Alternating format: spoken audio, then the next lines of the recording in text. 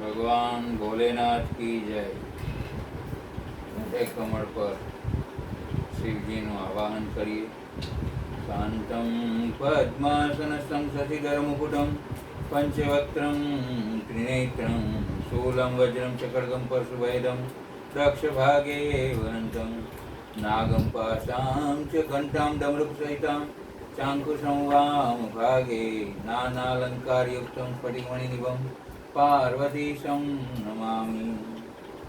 आवाहनम् आवाहयामि, आसनं समर्पयामि, पाद्योपाद्यं समर्पयामि, हस्ते अर्घ्यं समर्पयामि। प्रार्थनापूर्वक नमस्कार करिष्यामि। श्री पंचाक्षरથી ભગવાનની સ્તુતિ કરીએ।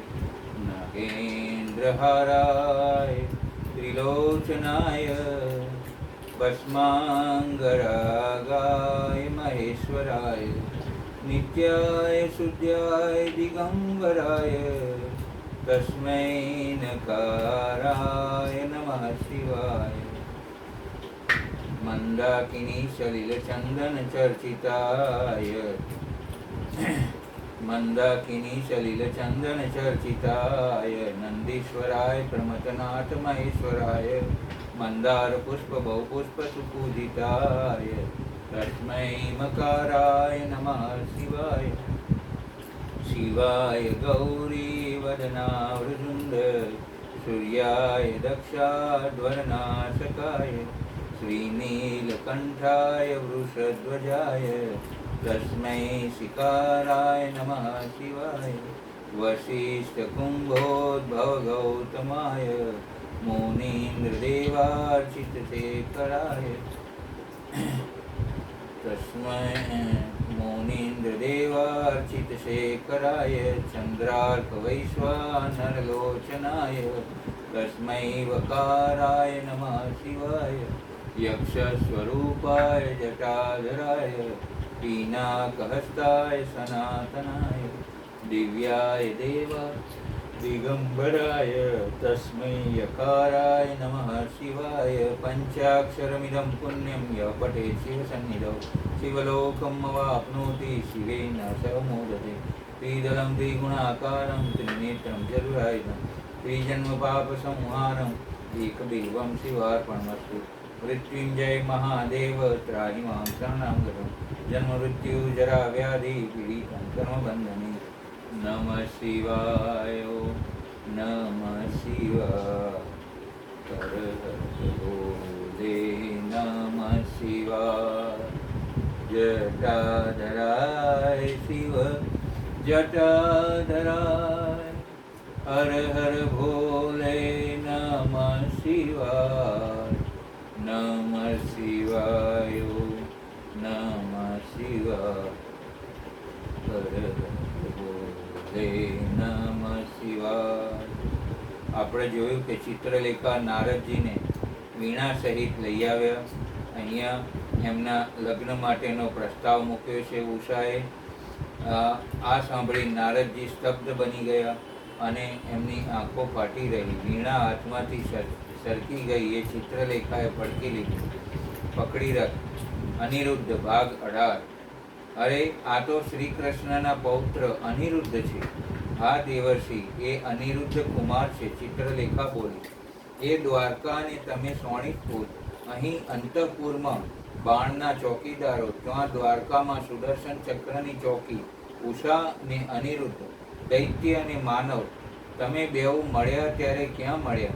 કેમ પસંદગી ઉતરી ને વળી લગ્ન પણ એકાએક જ કરવાનું? આ બધું શું નિગાડું છું? નારદજી ચિત્રલેખા પણ પડી ગયેલ વીણા હાથમાં પાછી આપતી હતી તે પકડતા પકડતા તાર જણજણાવી બોલે, દેવર્ષિ, વીણાના તાર સબૂત જ છે, ન બજાવશો નહીતર ચોકિયા તો જાગી જશે। મીઠું હસતા ચિત્રલેખાએ નારદજીને કહ્યું, આ અવસ્થા જ મારી એવી છે કે કદાચ પડી ગયેલ મારી વીણાના તાર તૂટી જ ગયા હોય એટલે જ ઝંકાર કરે છે। નારદે બચાવ કર્યો, હવે એવો જ કોઈકની જીવન વીણાના તારનો ઝંકાર કરો, અર્થાત મારી સખી ઉષા અને અનિરુદ્ધનો વિવાહ કરી દો। અનિરુદ્ધ, તું તો કૃષ્ણનો પૌત્ર, તારા દાદા પણ આમ જ એક પછી એક કન્યાનું હરણ કરીને પરણ્યા છે। જાંબુવતી રૂક્ષ્મણીને તે કેમ એમ ચાલુ રાખ્યું. દેવેશ અનિરુદ્ધનું હરણ ઉષાના કહેવાથી હું કરીને આવી છે. અનિરુદ્ધ ઉષાને નથી હરી ગયા. તે અનિરુદ્ધ, તમે રાજી ખુશીથી અહીં આવ્યા અને આ લગ્ન સ્વીકાર્યું છે? હા દેવેશ, એમ કેમ થયું? તમને આ કેમ સ્ફુર્યું? મને અને આ ઉષા દેવી સ્વપ્નમાં આવ્યા ને હું તેમના પર મોહી પડ્યો હતો. ત્યાં જ મારો પલંગ ઉપડ્યો. અનિરુદ્ધ કુમાર મને સ્વપ્નમાં આવ્યા. મારું સ્ત્રી રૂપ રત્ન મોહી ગયા અને મારી સખી તેમને અહીં લઈ આવી ને મારે હવે લગ્ન કરાવી આપવું. એટલે તમારું એ સ્વપ્ન સાચું પડે. હસતી ચિત્રલેખા બોલી, મને આવું સ્વપ્ન આવ્યું જ નથી, હવે આવશે. મને પરણવું જ પસંદ નથી, એટલે કોઈના લગ્ન કરાવી દેવાનું સ્વપ્ન આવે જ નહીં. આપ એકવાર નહોતા પરણવા ગયા ત્યાં રાજા શીલનિધિની કન્યાના સ્વયંવરમાં? લ્યો રાખો રાખો.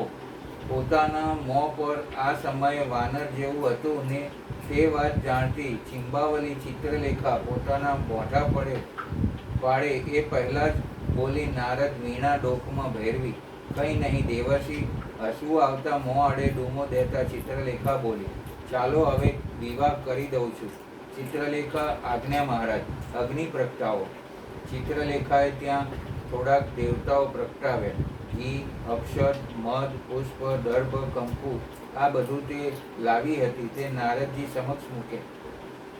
બેઉ હાથ લઈ નારદજીએ એકમેકના હાથમાં મૂકી હસ્તમેળાપ કરાવ્યો ને પછી હળવે હળવે વેદ મંત્રો બોલી લગ્નની વિધિ પૂરી કરી.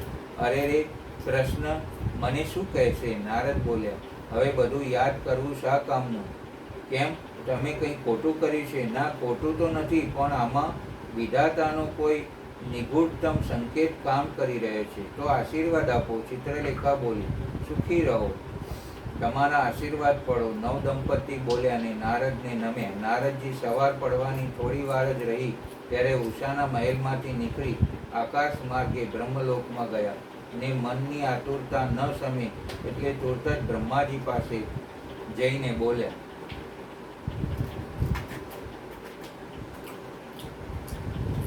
વિધે એક આશ્ચર્ય ક્ષમતું નથી.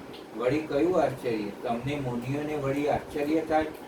આપને વિદિત કરું તો આપને પણ થશે. કહો જોઉં. શોણિતપુરના દાનવ બાણાસુરની પુત્રી ઉષા અને દ્વારકા શ્રી કૃષ્ણના પૌત્ર અનિરુદ્ધ બેઉ પરણ્યા. દાનવ માનવનો મેળ કેમ થયો? વિધે એ આશ્ચર્યકારક નથી? બહુ આશ્ચર્યકારક છે. હું હવે વિદિત કરું છું. હા કહો. બેઉને સાથે સ્વપ્નું આવ્યું. ઉષાએ સ્વપ્નાવસ્થામાં જ અનિરુદ્ધ સાથે ગૃહ સંસાર ચલાવ્યો. તે જાગી ચિત્રલેખાને એ પતિ લાવી દેવા આજ્ઞા કરી.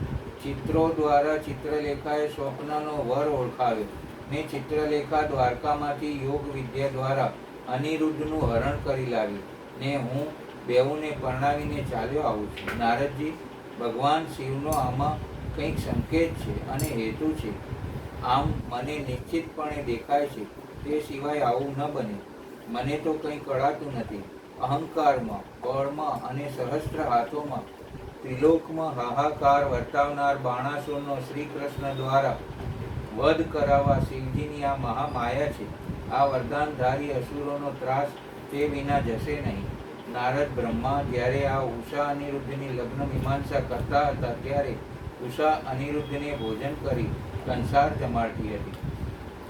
અંગ ઉપર નવવધૂના દેહ પર હોય એવો શૃંગાર સજી સ્વામીને પ્રસન્ન કરતી હતી.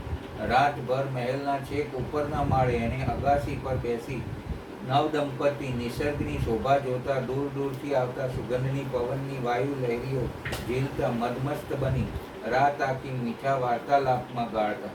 ઉષા કુમારી મટી દુલ્હન બની હતી.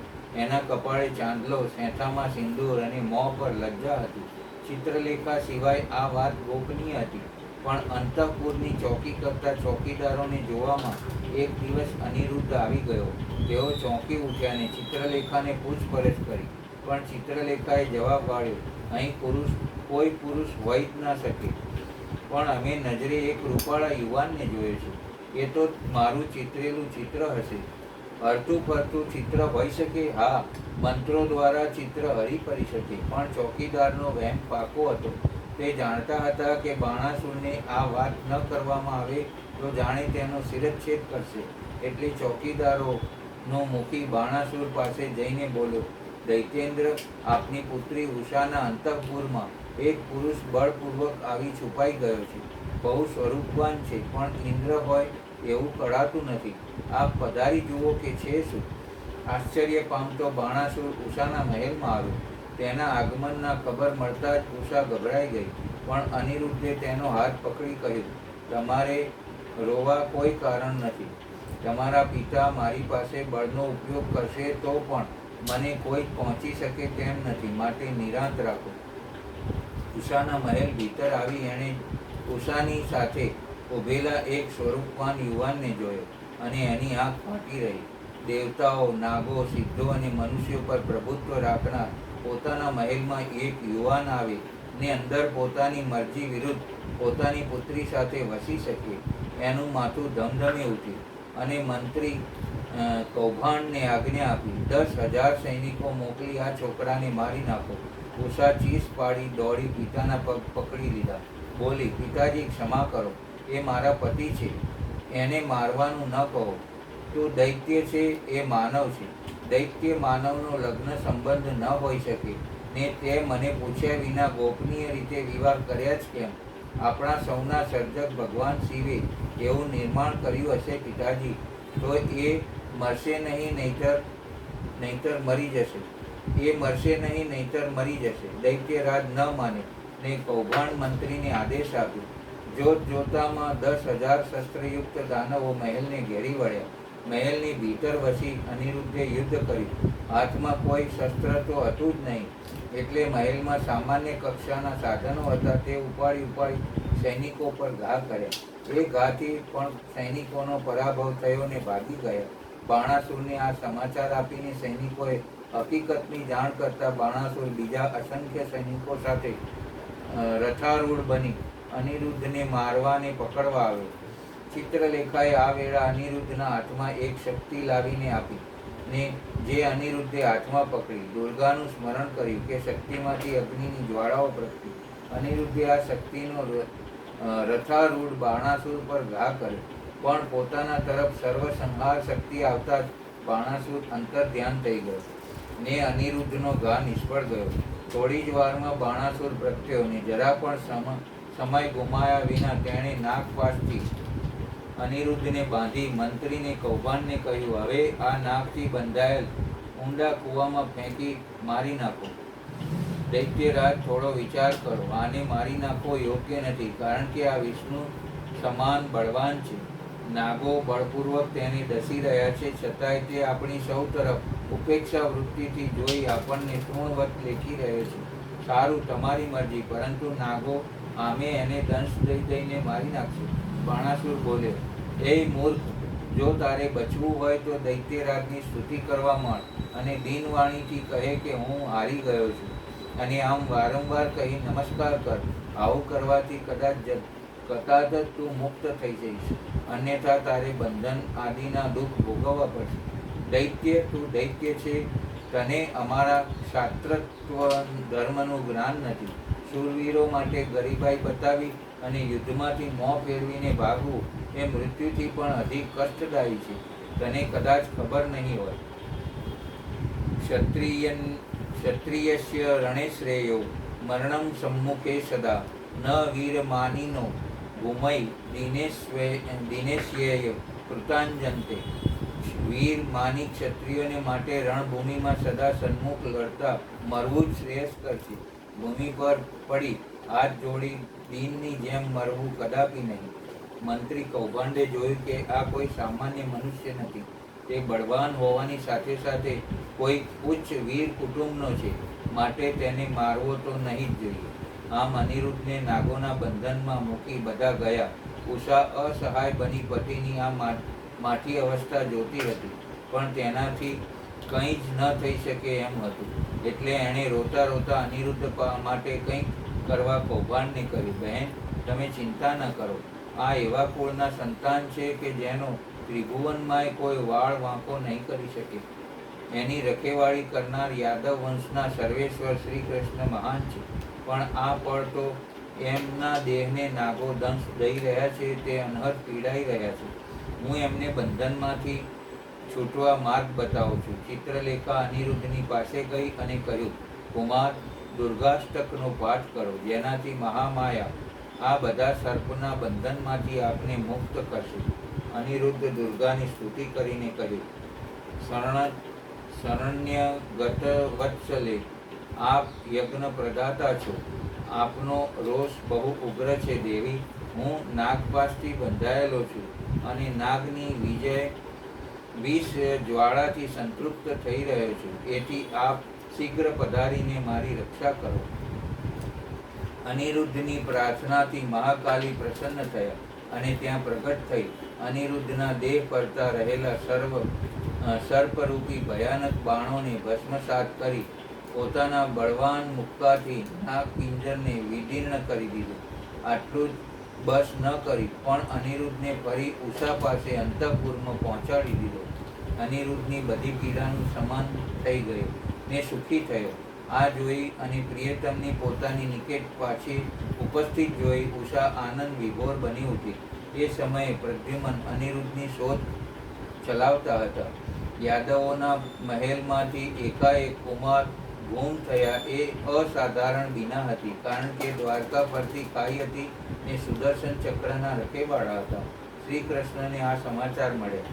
દેવી રૂક્ષ્મણી, સત્યભામા આ સૌ આકુળ વ્યાકુળ બની ગયા અને સોચવા લાગ્યા કે યાદવકુળનો આવો રીપુ કોણ જાગ્યો કે અનિરુદ્ધ કુમારનું અપહરણ કરી ગયું.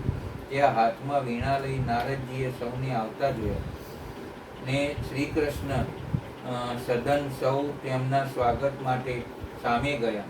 પરસ્પરસ અભિવાદન કરી કુશળ પૂછ્યા કે નારદજી બોલ્યા, ભગવાન, આપ ઉઠીને વ્યગ્ર કેમ દેખાવ છો?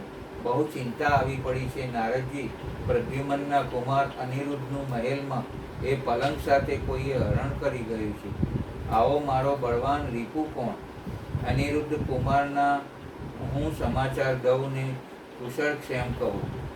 હે નારદજી, અનિરુદ્ધ કુશળ છે? પ્રદ્યુમન રાજી થતા બોલ્યા, હા, ને બહુ આનંદમાં છે. પણ છે ક્યાં? શ્રી કૃષ્ણ બોલ્યા, આમ તો સારા ઠેકાણે છે. લગ્ન પણ કરી લીધા છે. તમારા પરિવારના નવા પુત્ર વધુનો ઉમેરો પણ થયો છે. નારદજી, તમે આ શું બોલો છો? સ્વપ્ન અવસ્થામાં છો કે જાગૃત અવસ્થામાં? મહારાજ, હું કદી ઊંઘતો જ નથી, જાગૃત અવસ્થામાં જ છું. તે અનિરુદ્ધ કુમારના લગ્ન પણ મેં મારા હાથથી કરાવી આપ્યા છે. પણ ક્યાં, કોની સાથે? તેની કન્યા સોણીતપુરમાં દૈત્યેન્દ્ર બાણાસુરની કન્યા ઉષા સાથે. અમને પૂછ્યા વિના લગ્ન કર્યા?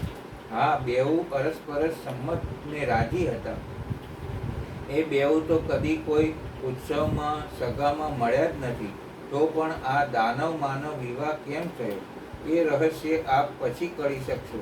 પણ અત્યારે તે નાગપાશ બંધનમાંથી બાણાસુરથી બંધાયેલ છે, માટે તેને છોડાવો, કારણ કે તે આ લગ્નની વિરુદ્ધ છે. છેલ્લું વાક્ય પૂરું થતાં શ્રી કૃષ્ણ કોપાયા અને બાણાસુરની શક્તિ, સૈન્ય અને આયુધો ધ્યાનમાં લઈ શ્રી કૃષ્ણ 12 અક્ષોહિણી સેના સાથે ત્વરિત દ્વારકાથી ઉપડે સોણીતપુર બની.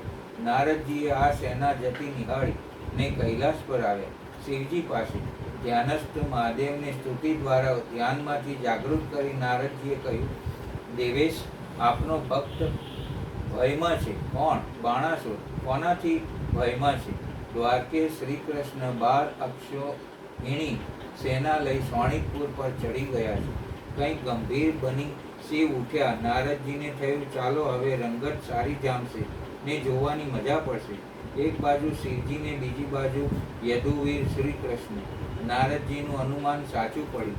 સોણીતપુરને પાદર 2 મોટી સેનાઓ સમૂહમાં પાણીની જેમ ઉમળતી ગરજતી હતી. યાદવ સેનામાં બલરામ, શ્રી કૃષ્ણ, પ્રદ્યુમન તથા અન્ય મહારથીઓ હતા. વીરભદ્ર, નંદી, ભૈરવ આદિ ગણો હતા. ઉપરાંત વિપુલ સેના દાનવોની હતી. એકાકી એક ઊંચા મહેલમાં કેદ જેવી હાલતમાં રખાયેલ ઉષા તેની પ્રિય સખી ચિત્રલેખાને કહી રહી હતી, બહેન, હવે શું થશે? યાદવોની સાથે સાક્ષાત શંભુ આવ્યા છે. ઉષા કુમારી, ચિંતા ન કરો. જે બને તે યોગી શિવજીની ઈચ્છાથી જ બને છે. તમારા અને અનિરુદ્ધના હૃદયમાં સાથે જ સહચર્યના સ્વપ્ન અને ભાવનાઓને ઉદ્ગમ શિવની અદિઠ ઈચ્છાથી જ થયો છે. આ યુદ્ધ તેમની ભાવનાનું પરિણામ છે. આથી ત્રણેય લોકમાં ઉત્પાત કરનાર તમારા પિતાના 1000 હાથ શિવ ઓછા કરવા ચાહે છે. એટલે આ ગતિ શિવજીની જ છે. ઉષાને કંઈક શાંતિ વળી. ત્યાં બેઉ પક્ષો વચ્ચે ભીષણ જંગ શરૂ થવા જેવું લાગ્યું. ઉષા વળી ચિંતિત બની રહી હતી. ત્યાં શ્રી કૃષ્ણ ભગવાન શંકરને કહેતા હતા, સર્વવ્યાપી શંકર, આપે ગુણોથી નિર્લુપ્ત થઈને પણ ગુણોથી જ ગુણોને પ્રકાશિત કરો. હવે આપ સ્વપ્રકાશ છો ભગવાન. આપ ગર્વહારી છો. આપે તો આ ગર્વીલા બાણાસુરને શ્રાપ આપ્યો છે. એથી આપની જ આજ્ઞાથી હું બાણાસુરની ભુજાઓનું છેદન કરવા આવ્યો છું. એથી જ મહાદેવ, આ યુદ્ધમાંથી નિવૃત્ત બની જાઓ. પ્રભુ, બાણની ભુજાઓ કાપવા મને આજ્ઞા આપો, જેથી આપનો શાપ વ્યર્થ ન હો. तात, આપે ઠીક કહ્યું છે. મેં આ દૈત્યરાજને શ્રાપ આપ્યો છે અને મારી જ આજ્ઞાથી આપ બાણાસુરની ભુજાઓ કાપવા આવ્યા છો. જે એની ભુજાઓએ ત્રિલોકના દુઃખ દીધા કર્યું છે. પણ રમાનાથ, શું કરું? હું તો સદા ભક્તોને જ આધીન રહું છું. આવી દશામાં મારા દેખતા આપ ભુજાઓ કેમ કાપશો? એ સારું, આપ આજ્ઞા આપો એમ વર્તીશ. મોહાસ્ત્ર દ્વારા અમને મૂર્છામાં નાખી દીધા પછી આપ બાણાસુરની ભુજાઓનું છેદન કરજો. સારું ત્રંબકેશ્વર. શંકર સાથે સંભાષણ કરી શ્રી કૃષ્ણ પોતાના યુદ્ધના સ્થાન પર આવી સ્થિર થયા અને તુરત ધનુષ્ય પર મૂર્છિત અવસ્થામાં નાખી દે તેવું બાણ ચલાવી પિનાક પાણી તથા તેમના એકત્રિત ગણો તરફ ફેંકતા લીલાવશ શિવજી તેમના ગણો સાથે મૂર્છિત બની ગયા, ધરતી પર સૂઈ ગયા. આ જોતા જ બાણાસુર રથ પર બેઠો. કૌભાંડ મંત્રી અશ્વની લગામ પકડી રથ હાંકવા બેઠો. શ્રી કૃષ્ણ અને બાણ વચ્ચે ઘોર યુદ્ધ ચાલ્યું. રાત્રિ અને દિવસ ચાલ્યું. આપ ધરતી બેઉના અસ્ત્ર શસ્ત્રના આઘાતે ગાજી રહ્યા. દિશાઓ અનાસ્ત્રના પ્રહારે અગ્નિની જેમ પ્રજ્વળી ઉઠી. ઘણો સમય આ ઘનઘોર યુદ્ધ ચાલ્યું. યાદવો અને દાનવો અરસપરસ ગૂંથાઈ જઈ લડવા માંડ્યા. દૈત્ય બળવાન અને શિવનો વરદાન ધારી હતો. એટલે તેના અજયત્વના નાશ માટે શ્રી કૃષ્ણે હાથમાં સુદર્શન ચક્ર લીધું. આંગળીઓ ચડાવી ફેંકવા સારું ગુમાવ્યું અને પૃથ્વીમાં કડાકા ઉઠ્યા. કડારા લીલાવશ અવની પર પોડેલા શિવજી આમ તો જાગતા જ હતા અને યુદ્ધ જોતા હતા. ત્યાં શ્રી કૃષ્ણે સુદર્શન ચક્ર બાણ તરફ છોડ્યું. છોડતા જ બાણના બધા હાથ કપાઈ ગયા. માત્ર 4 જ હાથ બાકી રહ્યા. એટલે શ્રી કૃષ્ણ બાણનું માથું કપાવવા પાછું વળે સુદર્શન આંગળીએ ચડાવી દોડ્યા. શિવજી આ જોયું કે કૃષ્ણ મારા ભક્તનું માથું કાપવા જાય છે એટલે અવનીના અંગેથી આળસ મરડી જાણે સ્વાભાવિક રીતે ઉઠતા હોય તેમ શ્રી કૃષ્ણ પાસે જઈ સુદર્શન ચક્રવાળો તેમનો હાથ પકડી રાખ્યો. દાનવો અને યાદવો આ જોઈ રહ્યા. ભગવાન શ્રી કૃષ્ણ થંભી રહ્યા. જોકે તેની આંગળી પર વિદ્યુત પ્રભા રેલાવતું સુદર્શન તો ઘૂમતું જ હતું. ભાગ 19 ત્રિપુરારી. મસ્તક છેદવા ઉદ્ધત શ્રી કૃષ્ણનો હાથ પોતાના ઈષ્ટદેવે પકડ્યો. જાણી મૃત્યુના ઉંબરેથી પાછો ફરેલ બાણ કંઈક હોશમાં આવ્યો ને શિવજી હવે શું કરે છે તે જોવા અને સાંભળવા ઉત્સુક બન્યો. શિવજી કૃષ્ણ સામે જોઈ સુદર્શન વાળો તેમનો હાથ પકડી બોલ્યા, तात, આપ તો સદાય મારી આજ્ઞાનું પાલન કરતા આવ્યા છો. મેં પહેલાં જે કામ માટે આપને આજ્ઞા દીધી હતી એ કામ આપે પૂરું કરી દીધું છે. હવે બાણનો શિરચ્છેદ ન કરો ને ચક્રને શાંત કરો. મારી આજ્ઞાથી આ ચક્ર સદાય મારા ભક્તો પર અમોઘ રહ્યું છે.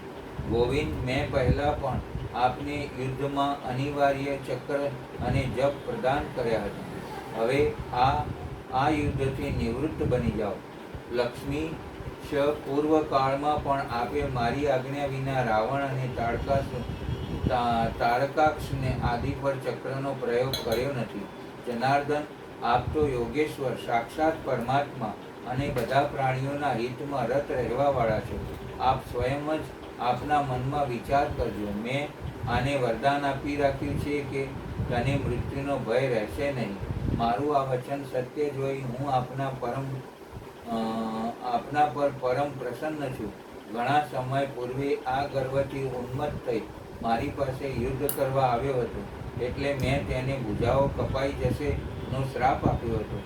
હવે આપ કૃપયા યુદ્ધ બંધ કરશો, કારણ એ આપના પૌત્ર નો શ્વશુર છે.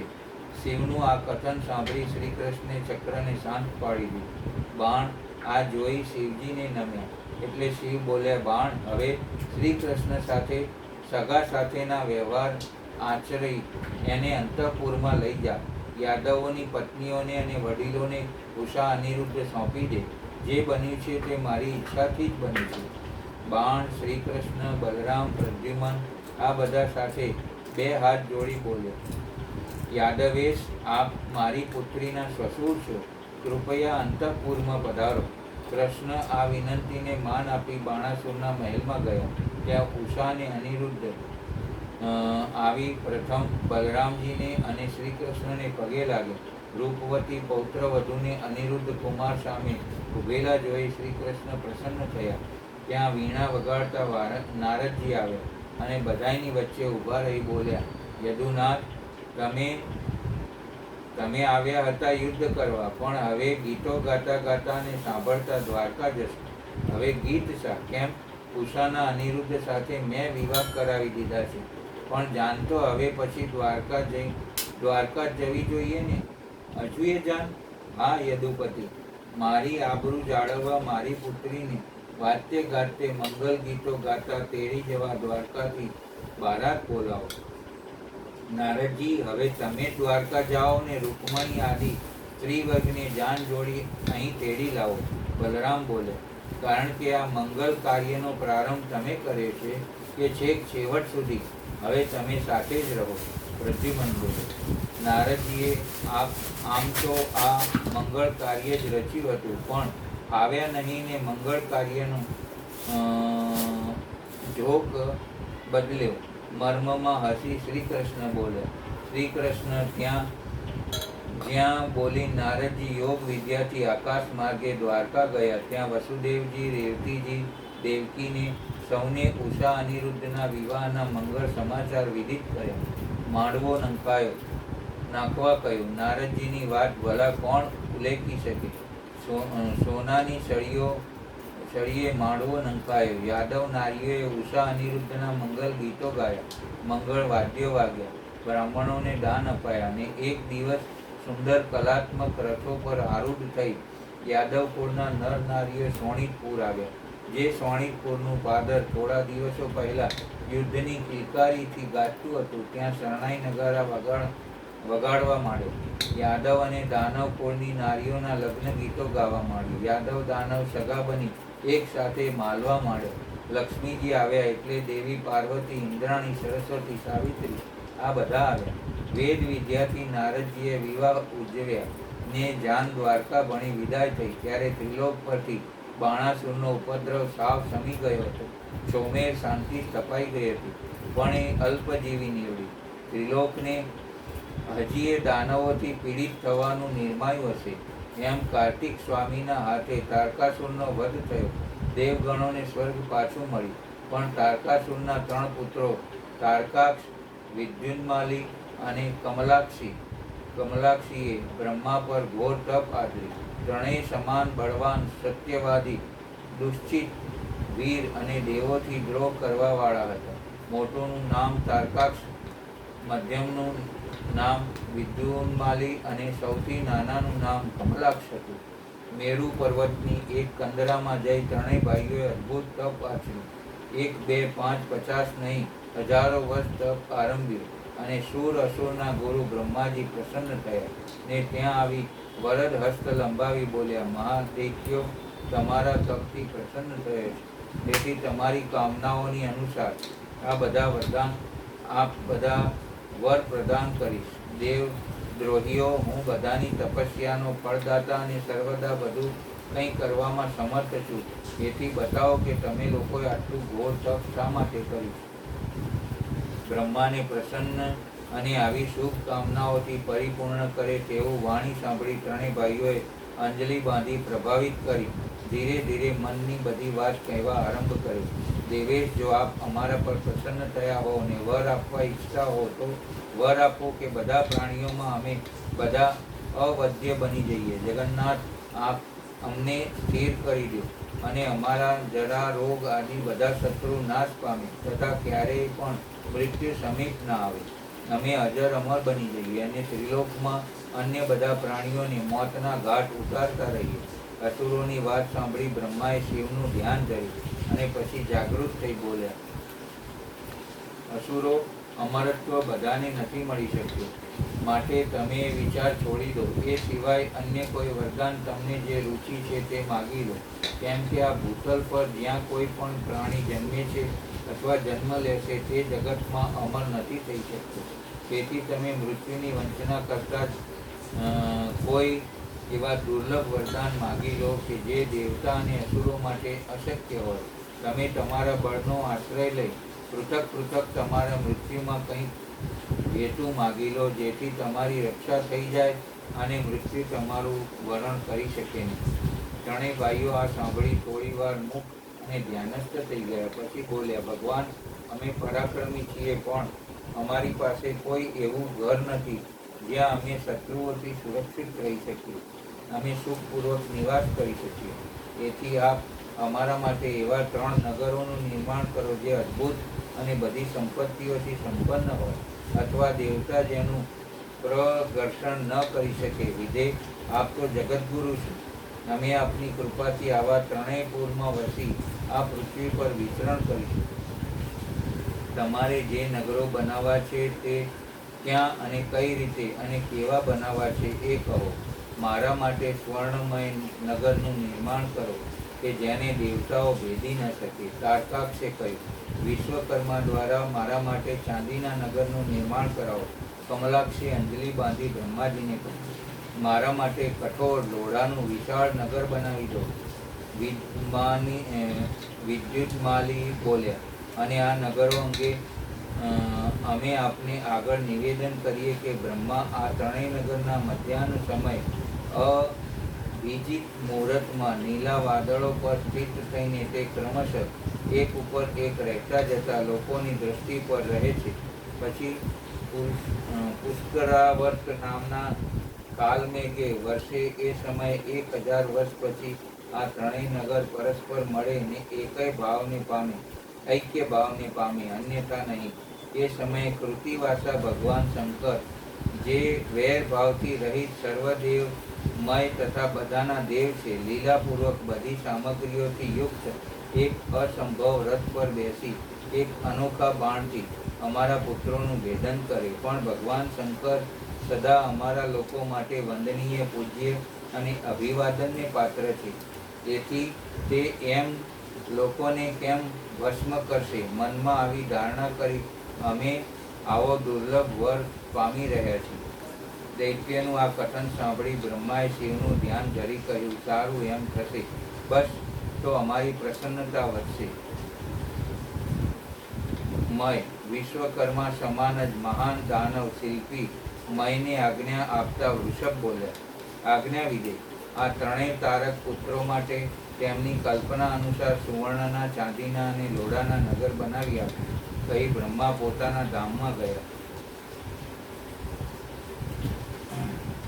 બ્રહ્માની આજ્ઞા માની ધૈર્યશાળી મય દાનવે તપોબળથી નગરોનું નિર્માણ કરવા આરંભ કર્યો. તારકાક્ષ માટે સ્વર્ણમય, કમલાક્ષ માટે રજતમય અને વિદ્યુન્માલી માટે લોહમય, આ 3 પ્રકારના ઉત્તમ દુર્ગ તૈયાર કરે. તે પૂર ક્રમશઃ સ્વર્ગ, અંતરિક્ષ અને ભૂતલ પર નિર્મિત તથા અસુરોના હિતમાં તત્પર રહેવાવાળા મય આ 3 પુરોને તારકાક્ષ આદિને હવાલે કરી સ્વયં પણ એમાં પ્રવેશ કરી ગયો. આ રીતે 3 પુરો પામી મહાન બલ પરાક્રમથી સંપન્ન તે તારકાસુરના પુત્રો તેમાં પ્રવિષ્ટ થયા અને બધા ભોગોનો ઉપભોગ કરવા માંડ્યા. આ નગર કલ્પવૃક્ષોથી વ્યાપ્ત તથા હાથી ઘોડાથી સંપન્ન હતા. તેમાં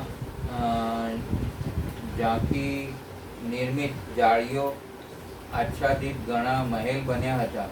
તે પદ્મરાગના બનેલા અને સૌર્યમંડળ સમાન ચમકીલા હતા. વિધાનોની જેમ ચારે બાજુ દરવાજા લાગ્યા હતા, શોભાયમાન હતા. કૈલાસ શિખર જેવા ઊંચા તથા ચંદ્રમા જેવા ઉજ્જવળ દિવ્ય પ્રસાદી તથા ગૌપુરોથી તેનો ઉદ્ભૂત શોભા વિસ્તરી રહી હતી. તે અપ્સરાઓ, ગાંધર્વો, સિદ્ધો અને ચરણોથી ખીચોખચ ભર્યા હતા. પ્રત્યેક મહેલમાં શિવાલય તથા અગ્નિશાળાની પ્રતિષ્ઠા થઈ હતી. તેમાં શિવ ભક્તિ પારાયણ સદા નિવાસ કરતા હતા. તે વાવ, કુવા, તળાવ અને મોટી મોટી તલાવડીઓના તથા સમૂહના સમૂહ સ્વર્ગમાંથી ચ્યુત થયેલા વૃક્ષોયુક્ત ઉદ્યાનો અને વનોથી સુશોભિત હતા. મોટી મોટી નદીઓ અને નાની નાની સરિતાઓ માંથી તેમાં કમળ ખીલ્યા હતા. તેની શોભા ઓર વધી ગઈ હતી. તેમાં બધી કામના પૂર્ણ કરવાવાળા અનેક ફળોના ભારથી લદાયેલ વૃક્ષ હતા, જેનાથી એ નગર વિશેષ મનોહર લાગતું હતું. તે ઝુંડના ઝુંડ મદમસ્ત હાથીઓથી, સુંદર સુંદર અશ્વોથી, અનેક પ્રકારના આકાર પ્રકારવાળા રથો અને શિબિકાઓથી અલંકૃત હતા. તેમાં પૃથક પૃથક ક્રીડા સ્થળ હતા અને વેદાધ્યયનની પાઠશાળાઓ પણ ભિન્ન ભિન્ન નિર્મિત થઈ હતી. તે પાપી પુરુષો માટે મન વાણીથી પણ અગોચર હતું. તેને સદાચારી પુણ્યશીલ મહાત્મા જ જોઈ શકતા હતા. પતિ સેવા પરાયણ તથા કુધર્મથી વિમુખ રહેવાવાળી પતિવ્રતા નારીઓએ તે નગરોના ઉત્તમ સ્થળોને સર્વત્ર પવિત્ર કરી રાખ્યું હતું. તેમાં મહાભાગ શૂરવીર દૈત્ય અને સ્મૃતિઓના અર્થના તત્વજ્ઞ અને સ્વધર્મપારાયણ બ્રાહ્મણ પોતાની સ્ત્રીઓ તથા પુત્રોની સાથે નિવાસ કરતા હતા. તેમાં મય દ્વારા સુરક્ષિત એવા સુદ્રઢ પંચ પરાક્રમી વીર ભરેલા હતા. તેના કેસ નીલકમલ જેવા નીલા અને ગૂંચળાવાળા હતા. તે બધા સુરક્ષિત હતા. તેથી તેના સદાય યુદ્ધમાં લાલસા ભરી રહેતી હતી. તે મોટા મોટા યુદ્ધથી પ્રેમ કરવાવાળા હતા. બ્રહ્મા અને શિવનું પૂજન કરવાથી તેઓનું પરાક્રમ વિશુદ્ધ હતું. તે સૂર્ય, મરુદગણ અને મહેન્દ્ર સમાન બળવાન હતા અને દેવતાઓનું મંથન કરવાવાળા હતા. વેદો, શાસ્ત્રો અને પુરાણોમાં જે જે ધર્મોનું વર્ણન કર્યું હતું તે બધા ધર્મ અને શિવ પ્રેમી દેવતાઓ અહીં ચારે બાજુ વ્યાપ્ત હતા. તેવા નગરોમાં પ્રવેશ કરી તે દૈત્ય સદા શિવ ભક્તિયુક્ત રહી સારાએ ત્રિલોકને બાધિત કરી વિશાળ રાજ્યોનો ઉપભોગ કરવા લાગ્યો. આ રીતે ત્યાં નિવાસ કરવાવાળા તે પુણ્યાત્માઓનું સુખ અને પ્રીતિપૂર્વક ઉત્તમ રાજ્યનું પાલન કરતા જતા બહુ જ લાંબા કાળે વ્યતીત થઈ ગયો. પણ દેવ વિરોધી દૈત્યોએ દેવતાઓ પર પોતાની આ નગરીની રક્ષા વડે બાહુબળે સ્વર્ગ પર ચડાઈઓ લઈ આવી બહુ દુઃખ દીધું. એમના ઐશ્વર્ય લૂંટી લઈ મહેલો, ઉદ્યાનો નાશ કરી વિનાશ વેરવા લાગે. આથી પીડિત થઈ બધા દેવતાઓએ પરસ્પર સલાહ કરી બ્રહ્માને શરણે ગયા અને પ્રણામ કરી સારો સમય લઈ પોતાના દુઃખ નિવેદન કરે. તા ત્રિપુરાના સ્વામી તારક પુત્રોએ તથા મય દાનવે બધા સ્વર્ગવાસીઓને સંતપ્ત કરી દીધા છે. વિદે તેથી અમે દુઃખી થયા છીએ, આપની શરણમાં આવ્યા છીએ. તેઓનો વધ આપ કંઈક ઉપાય જોજો, જેથી અમે સુખથી રહી શકીએ. દેવતાઓ, તમારા કથનથી મને દુઃખ થયું છે. ભગવાન શિવ તમારું કલ્યાણ કરશે. મેં જ આ દૈત્યોને આ પ્રદાન કર્યું હતું.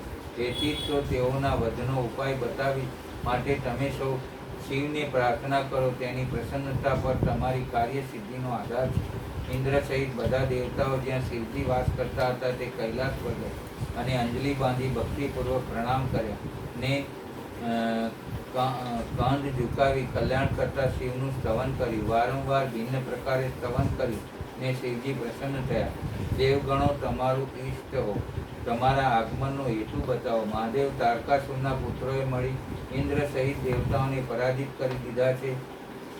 તેણે ત્રિલોકના તથા મુનીશ્વરોને પોતાને આધીન કરી નાખ્યા છે અને બધા સિદ્ધ સ્થાનોનો નાશ કરી નાખ્યા છે.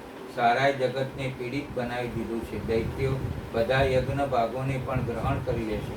તેમણે ઋષિ ધર્મનું નિવારણ કરી અધર્મ વિસ્તારે છે, કારણ કે તેઓ કોઈ પણ પ્રાણીથી અવધ્ય છે. તેથી ઈચ્છાનુસાર કાર્ય કરે છે. આથી આ ત્રિપુર નિવાસી દૈત્યો જગતનો વિનાશ કરી નાખ્યો. તે પહેલાં જ આપ કોઈ એવી જાતનું વિધાન કરો કે જેનાથી જગતની રક્ષા થઈ શકે.